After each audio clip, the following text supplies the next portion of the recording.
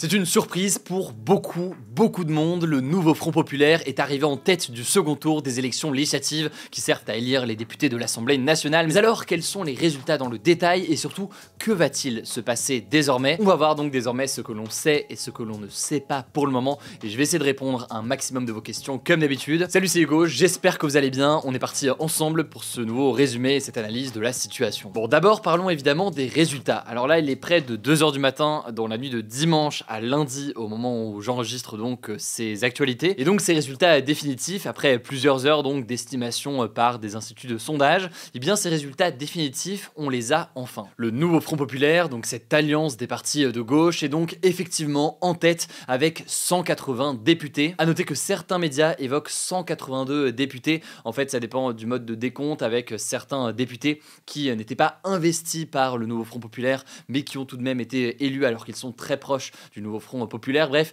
dans tous les cas, on est aux alentours de 180 députés. En deuxième position, après donc le nouveau Front Populaire, on retrouve ensemble donc le camp et l'alliance présidentielle qui obtient 166 sièges de députés. Quant au Rassemblement National et ses alliés LR, notamment donc Éric Ciotti, qui ont rejoint le RN, eh bien ils étaient arrivés en tête au premier tour et pour ce second tour, ils arrivent finalement 3e de ce scrutin. Ils obtiennent 143 sièges. Il s'agit donc d'une défaite pour le Rassemblement National par rapport à l'objectif qu'ils s'étaient donné d'arriver au gouvernement, puisque de fait, ils ne seront pas au gouvernement. Cependant, on peut noter qu'ils gagnent plusieurs dizaines de députés, puisqu'en 2022, le Rassemblement National à l'Assemblée nationale, c'était 89 députés. Et d'ailleurs, Jordan Bardella, dans son discours, a évoqué, je cite, la percée la plus importante du RN de toute son histoire. A noter qu'il y a aussi d'autres députés élus qui ne sont pas dans ces groupes et dans ces 3 blocs, que ce soit à gauche ou à droite d'ailleurs. Si jamais vous voulez en savoir plus, on a mis plus d'informations là-dessus et dans les prochaines heures, on mettra plus d'informations au fur et à mesure où elles tomberont directement sur notre compte Instagram. Ce qui est sûr, c'est que c'est un résultat qui est complètement contraire à ce que anticipaient les différents sondages. Sondages qu'on avait décidé au passage, vous l'aurez peut-être remarqué, de ne pas relayer sur notre média cette semaine en raison justement de cette forme d'incertitude sur ce scrutin et dans la situation actuelle. Les sondages plaçait le Rassemblement National assez largement en tête, mais sans majorité absolue. Finalement donc, il finit en 3e position. A noter au passage que dans cette élection, il y avait d'autres partis. On peut penser par exemple au parti Les Républicains et différents groupes aussi. Je ne vous détaille pas tous les résultats ici, mais si vous voulez en savoir plus, avoir le détail de tout cela dans les prochaines heures, eh bien on le postera directement sur Instagram. Le nom du compte, du coup, vous le savez, c'est Hugo Décrypte. Mais alors maintenant, que va-t-il se passer et est-ce que le nouveau Front Populaire peut réellement arriver au gouvernement et appliquer son programme? Alors le nouveau Front Populaire est donc l'alliance qui a obtenu le plus de sièges à l'Assemblée nationale, mais comme il en a obtenu moins que la moitié des sièges, donc moins de 289 sièges à l'Assemblée, eh bien il n'a pas la majorité absolue. Et du coup, qu'est-ce que ça veut dire? Eh bien, avec une majorité relative et non une majorité absolue, le nouveau Front Populaire peut avoir du mal en fait à faire voter ses lois. Il va donc a priori devoir faire des alliances avec d'autres partis pour gouverner sereinement et parvenir à appliquer certaines mesures. Alors pourquoi est-ce que de telles alliances seraient nécessaires? C'est à la fois assez complexe à expliquer et à la fois plutôt simple, donc je vais essayer de vous expliquer tout ça. Déjà, ce qu'il faut rappeler, c'est que le gouvernement et son Premier ministre doivent refléter la majorité de l'Assemblée nationale. Le risque, si ce nouveau gouvernement ne reflète pas la majorité de l'Assemblée nationale, c'est que, il fasse face à un moment à une motion de censure. Une motion de censure, qu'est-ce que c'est? Ça, c'est assez simple à comprendre. Une motion de censure, c'est ce qui permet à la majorité absolue des députés, donc plus de 289 députés, de renverser le gouvernement et donc de pousser un gouvernement à la démission. Et là, en l'occurrence, c'est assez facile de comprendre comment et pourquoi est-ce que ça peut être une menace pour le nouveau Front Populaire. Imaginez et visualisez tout ça. Dans les prochains jours, Emmanuel Macron nomme un Premier ministre qui serait issu donc et qui serait membre du nouveau Front Populaire. Imaginez là aussi, ce Premier ministre, il compose un gouvernement et il décide de ne prendre dans son gouvernement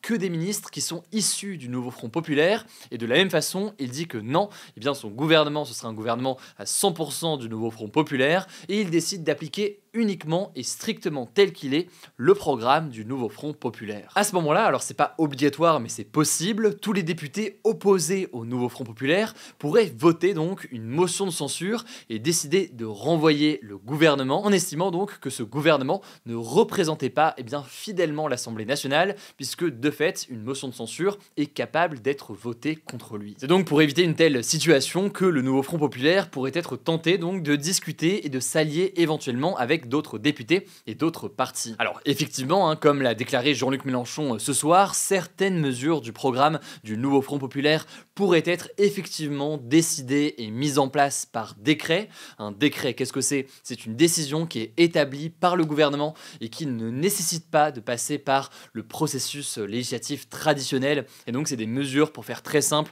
qui peuvent être mises en place par le gouvernement, et ce sans avoir besoin de l'approbation préalable de l'Assemblée nationale et du Sénat. Maintenant, dans les faits, un gouvernement ne peut pas gouverner uniquement par décret, parce que autrement donc, il risque de se faire renverser, comme je le disais à l'instant, via une motion de censure. Et donc, au-delà de ces éventuelles mesures qui peuvent être passées par décret, il y a une question importante qui est cette question donc d'éventuelles alliances. Et là-dessus, j'utilise le terme d'alliance, mais en réalité, on utilise plutôt le terme de coalition quand on parle comme ça d'union de ce type pour gouverner. Alors du côté du nouveau Front populaire, dimanche soir, on répétait que l'alliance de gauche était arrivée en tête, que le nouveau Front populaire avait un programme et que la balle était en quelque sorte dans le camp des autres députés pour voir qui est prêt à s'allier et à les rejoindre sur leur programme. Alors maintenant, est-ce que c'est réellement suffisant? On imagine assez mal comme ça des députés du camp présidentiel ou encore moins des députés les Républicains accepter de s'allier avec un gouvernement du nouveau Front populaire et de voter un tel programme. Il pourrait donc a priori avoir des concessions sur certaines mesures du programme pour tenter donc d'avoir le soutien d'une part de l'Assemblée nationale un peu plus importante. En tout cas, ce que l'on sait, c'est que le camp présidentiel a déjà refusé de gouverner avec la France Insoumise. Or, ce qu'on peut noter, c'est que la France Insoumise est un membre important du nouveau Front populaire. C'est même le parti politique au sein du nouveau Front populaire qui, selon les dernières estimations, là aux alentours de minuit, dans la nuit de dimanche à lundi, obtient le plus de députés au sein de ce nouveau Front populaire par rapport au PS ou encore par rapport aux écologistes. Alors créer une coalition peut-être donc, mais avec qui? On aura l'occasion de voir tout ça dans les prochaines heures. En tout cas, ce que l'on sait pour le moment, c'est que la députée membre du nouveau Front populaire Clémentine Autain a appelé ce dimanche les députés de gauche à se réunir lundi pour proposer un Premier ministre que pourrait nommer Emmanuel Macron. Mais alors comment est-ce que ça va se décider? Dur de savoir pour l'instant, on verra ce qu'il en est demain. Ce qu'on peut noter quand même en termes de rapport de force au sein du nouveau Front populaire, c'est que la France Insoumise est le groupe qui a le plus de députés, mais il n'a pas en quelque sorte de majorité absolue, si je peux utiliser ce terme, au sein du nouveau Front populaire. En effet, on peut noter que le Parti socialiste, le Parti communiste français et les écologistes ensemble, tous réunis donc, ont plus de députés que la France Insoumise. Dans tous les cas, on ne sait pas pour l'heure comment est-ce que ce nom de Premier ministre va être décidé, donc on verra ce qu'il en est dans le détail dans les prochaines heures. Par ailleurs, une fois que le nouveau Front populaire a donc une idée de nom de Premier ministre, quand est-ce qu'il va être nommé par le président de la République et comment est-ce que tout ça va fonctionner? Déjà, il y a quelques éléments que l'on sait pour le moment. Ce qu'on sait déjà, c'est que dans la soirée dimanche, Gabriel Attal a annoncé qu'il allait remettre sa démission à Emmanuel Macron ce lundi matin, mais que, je cite, il assumera ses fonctions aussi longtemps que le devoir l'exigera. En fait, ce qu'il faut comprendre, c'est que le Premier ministre qui remet sa démission après des élections législatives, c'est une forme de tradition républicaine, c'est ce qui se fait à chaque fois. Maintenant, le président de la République, en l'occurrence ici Emmanuel Macron, n'est pas obligé d'accepter cette démission de Gabriel Attal.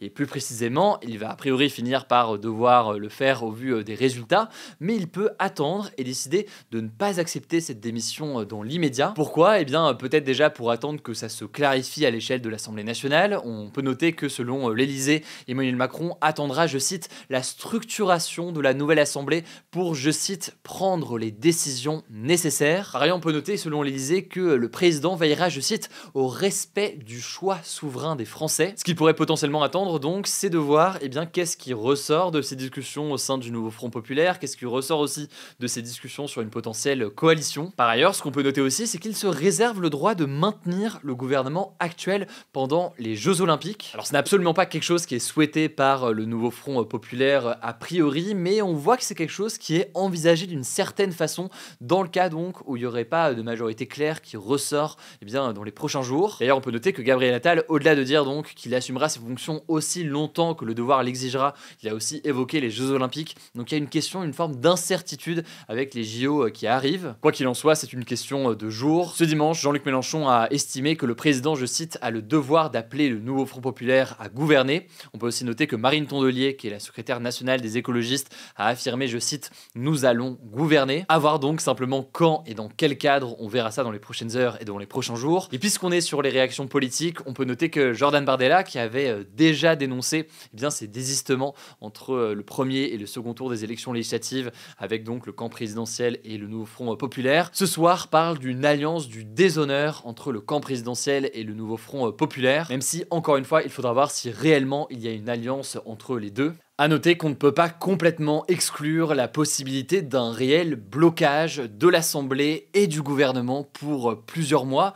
En gros, on peut se retrouver dans une situation où aucun gouvernement n'arrive réellement à sortir, en tout cas aucun gouvernement capable de rester durablement en quelque sorte au pouvoir. Dans le cas donc, on se retrouve dans une forme de situation de blocage dans le pays, que ce soit à l'Assemblée nationale et au gouvernement. Le président de la République pourrait entraîner une nouvelle dissolution de l'Assemblée nationale, mais dans ce cas, ce serait pas tout de suite. Cette dissolution, elle peut être prononcée uniquement dans un an. Ça nous emmènerait donc au moins jusqu'à l'été 2025, dans le cas donc où il y aurait ce besoin et que le président de la République souhaiterait donc organiser de nouvelles élections en entraînant donc une dissolution de l'Assemblée nationale, comme il l'a fait donc il y a quelques semaines. Et au passage, et après je m'arrêterai là sur les différents scénarios, dernier scénario éventuellement possible, même si dans l'immédiat ce n'est pas du tout le scénario le plus probable et le plus envisagé, c'est l'idée d'une potentielle coalition entre Ensemble, ainsi que les Républicains et éventuellement certains membres par exemple du Parti Socialiste. Une coalition donc de ce type pour essayer de gouverner. Mais encore une fois, dans l'immédiat, ça paraît extrêmement peu probable. Et donc le plus probable dans l'immédiat, c'est bien une alliance menée et initiée par le nouveau Front populaire. En tout cas, dans la soirée, et pour terminer ce récap de la soirée,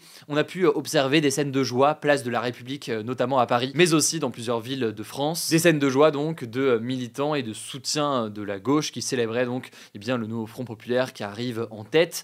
À noter aussi, pour être très complet, qu'en fin de soirée, des tensions ont éclaté dans plusieurs villes en France. Ça a été le cas notamment donc place de la République à Paris, ça a été le cas aussi dans d'autres villes, notamment à Lyon.